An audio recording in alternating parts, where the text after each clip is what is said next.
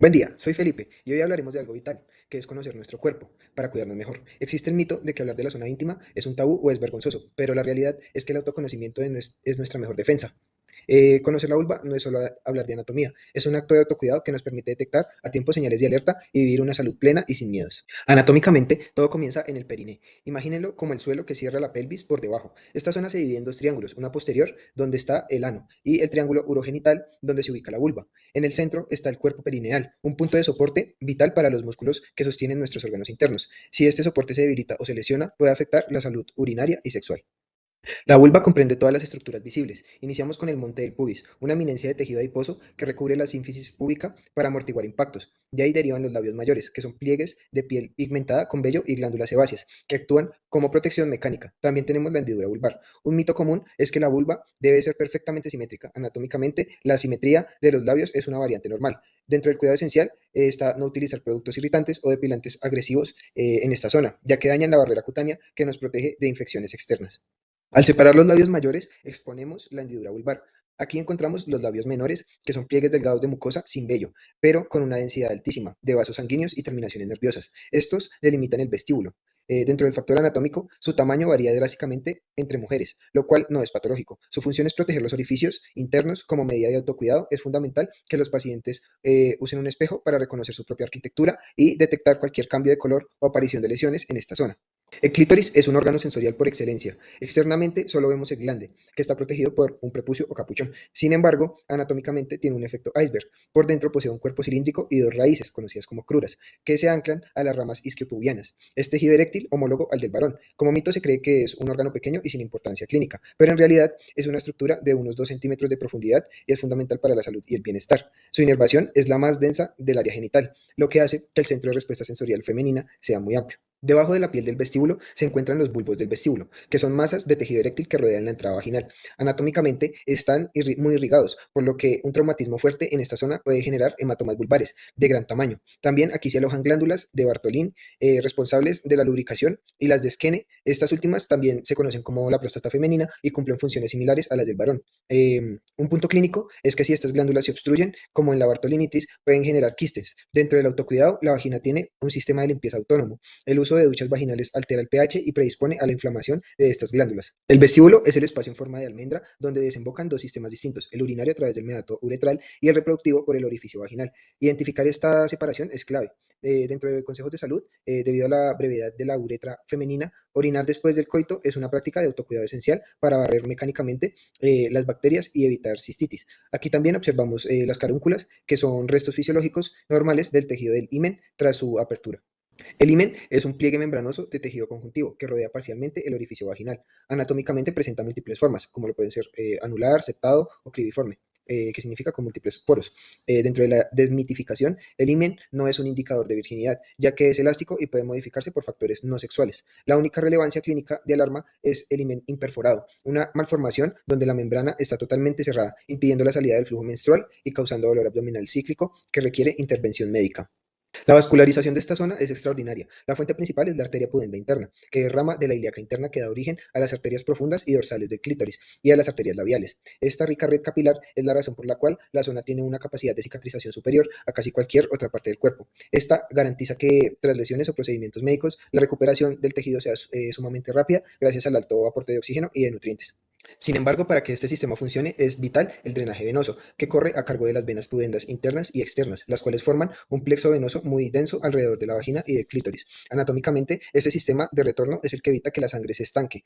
Si el drenaje es deficiente, como ocurre a veces en el embarazo, pueden aparecer las varices vulvares. Por lo tanto, el equilibrio entre la sangre que entra por las arterias y la que sale por las venas es la que mantiene el tejido sano, desinflamado y con una respuesta sensorial óptima. El sistema se completa con el drenaje linfático, que se dirige principalmente a los ganglios inguinales superficiales.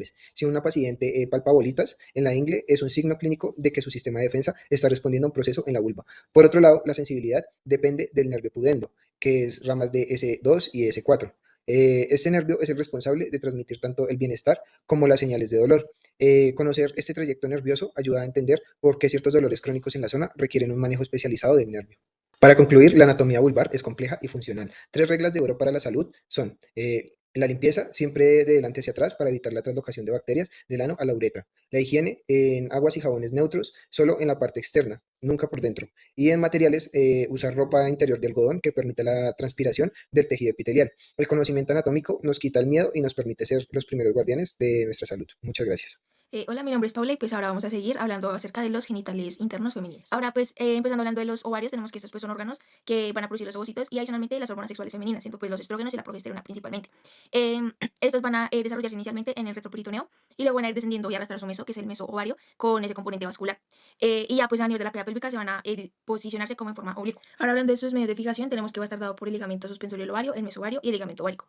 Acá adicionalmente pues podemos ver cómo están dispuestos de forma oblicua, sin embargo pues también para su estudio anatómico se realiza de forma vertical que permite evidenciar pues, su polo superior e inferior, también su borde mesovárico y su borde libre, y también su cara externa y su cara medial. Ahora, continuando con su componente de irrigación de los ovarios, tenemos que esos pues, van a estar dados por las ramas ováricas de la arteria uterina y las arterias ováricas, siendo que pues de la arteria uterina, ramas de la arteria ilíaca interna, y de las arterias ováricas, pues ramas directas de la aorta. Ahora, continuando con su drenaje venoso, tenemos que va a estar dado por el plejo pampiniforme y por el arco venoso ovárico, siendo que pues el plejo venoso pampiniforme, pues este va a estar formado por las venas ováricas y cada uno va a tener como un drenaje distinto en cuanto a la vena ovárica derecha y la vena ovárica izquierda, que la vena ovárica derecha va a tener un drenaje directo en la vena cava inferior y la vena ovárica izquierda va a tener un drenaje en la vena renal izquierda.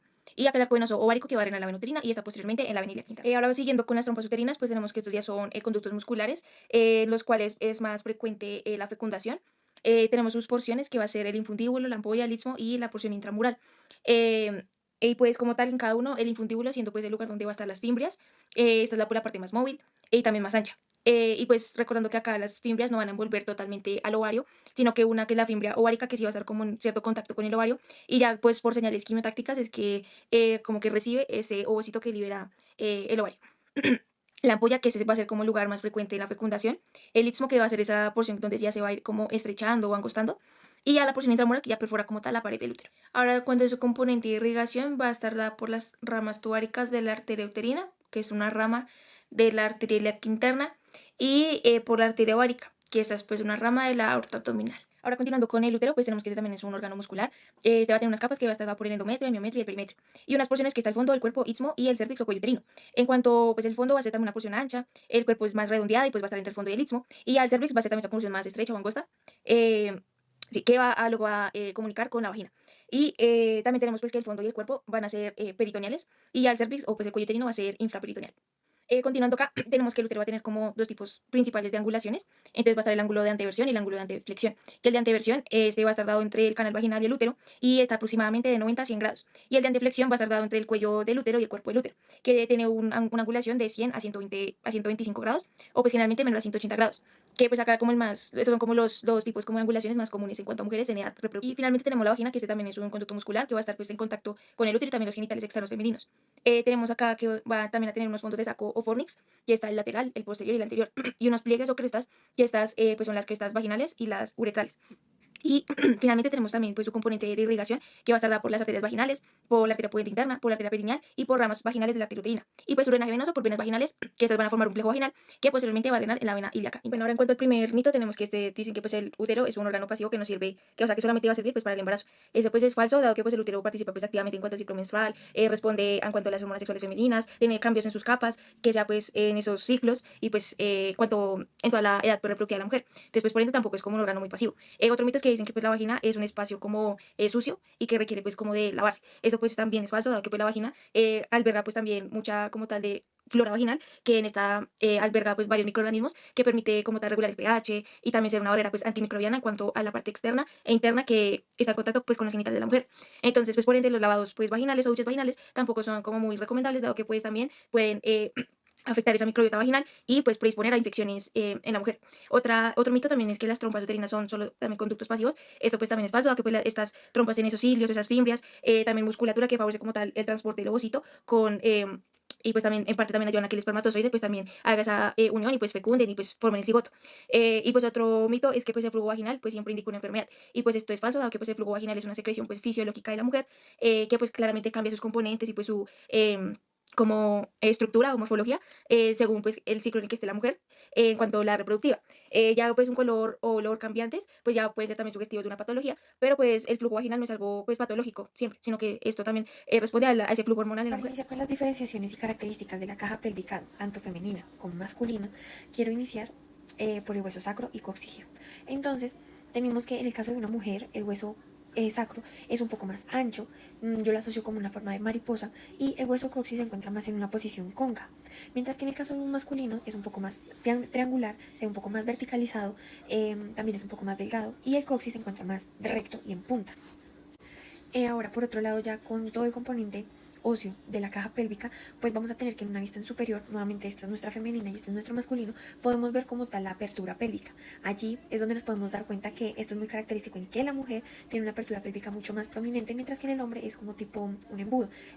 Tiende a ser un poco más amplia en su parte superior, pero a medida que va descendiendo se hace un poco más estrecha. En cambio, la mujer sí o sí se tiene que mantener cada vez más ancha, debido a que todo este proceso, en el caso de la concepción, pues es muy importante, ya que pues permite la salida completa del feto.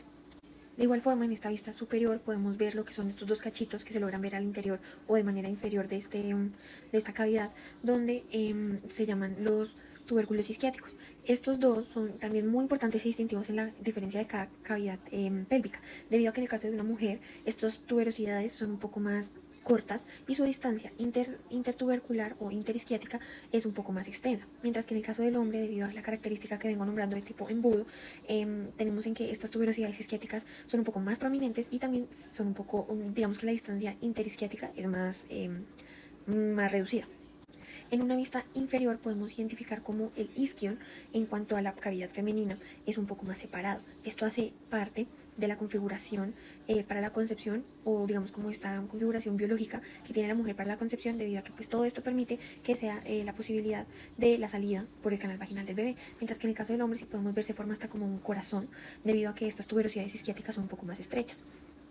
En una vista lateral tenemos nuevamente femenino-masculino, tenemos la curvatura asiática mayor. Esta es muy importante también y es un punto anatómico también de diferenciación, debido a que en la mujer esta curvatura es un poco más prominente. Aquí podemos ver cómo el coxis se mantiene más cóncavo, como en una forma de C, mientras que en el caso de la pelvis masculina, primero tenemos que pues esta curvatura ciática mayor es un poco más abierta, y el coxis también mantiene por su posición un poco más en vertical, por más de que se vea cóncavo, tiende a verse un poco más recto, mientras que en el caso de la mujer se tiende a ver un poquito más estrecho, pero esto es en cuanto a la configuración o a la función que tiene de dar como esta dirección del canal, o esta dirección que tiene que tener el feto a la hora de la concepción.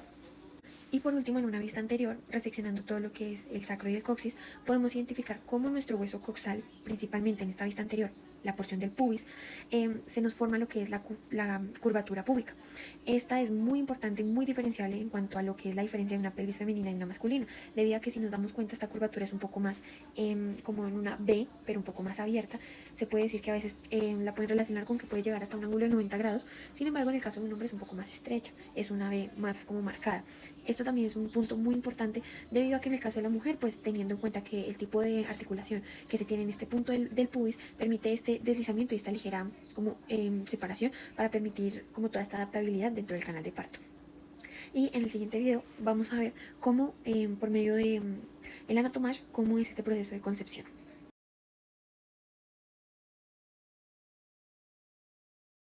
Ahora vamos a hablar sobre la anatomía de la glándula mamaria. La mama es una estructura presente en ambos sexos, aunque mucho más desarrollada en la mujer por su función reproductiva y alimentaria.